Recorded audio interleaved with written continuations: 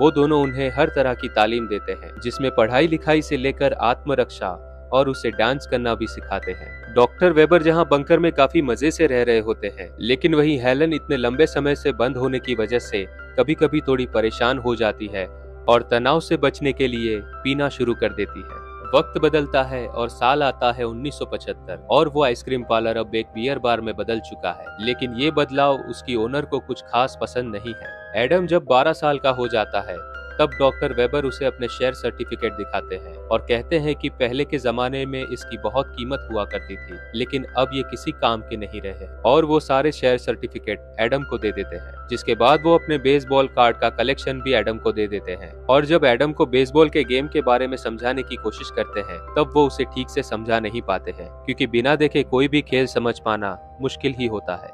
वक्त बदलता है और साल आता है 1995, जहां बंकर में वो एडम का 32वां बर्थडे मना रहे होते हैं और उन्होंने एडम की बहुत अच्छी परवरिश की है। वहीं ऊपर रॉक एंड रोल कल्चर ने अपना पैर जमाया है, जिससे तंग आकर उस बार की ओनर अपने बेटे को, जो अब एक चर्सी हो चुका है, उसे अपना बार सौंपकर वहां से चली जाती है। और पूरे 35 साल बाद उस बंकर का दरवाजा एक दिन खुल जाता है, जिसे देखकर हेलन खुश होकर नाचने लगती है। जिसके बाद डॉक्टर वेबर रेडिएशन से बचने के लिए येलो सूट पहनकर जब ऊपर जाते हैं तब वहां वो चर्सी लड़का उन्हें देखकर भगवान समझ लेता है और उस चर्सी लड़के ने अपने बचे कुचे बार को भी बर्बाद कर दिया है। जिसके बाद डॉक्टर वेबर जब बाहर जाते हैं तब इत्तेफाक से रात का वक्त होता है और बारिश भी हो रही होती है, जिसके साथ ही वहाँ वो गरीबी और क्राइम भी देखते हैं और कुछ अजीब लोग भी उन्हें मिलते हैं, जिस वजह से उन्हें लगता है कि वहाँ ऊपर सब म्यूटेंट हो चुके हैं और उससे डर कर वो बंकर में वापस चले जाते हैं और वहीं नीचे रहने का फैसला करते हैं। हेलन को तो पहले ये सुनकर अच्छा नहीं लगता है,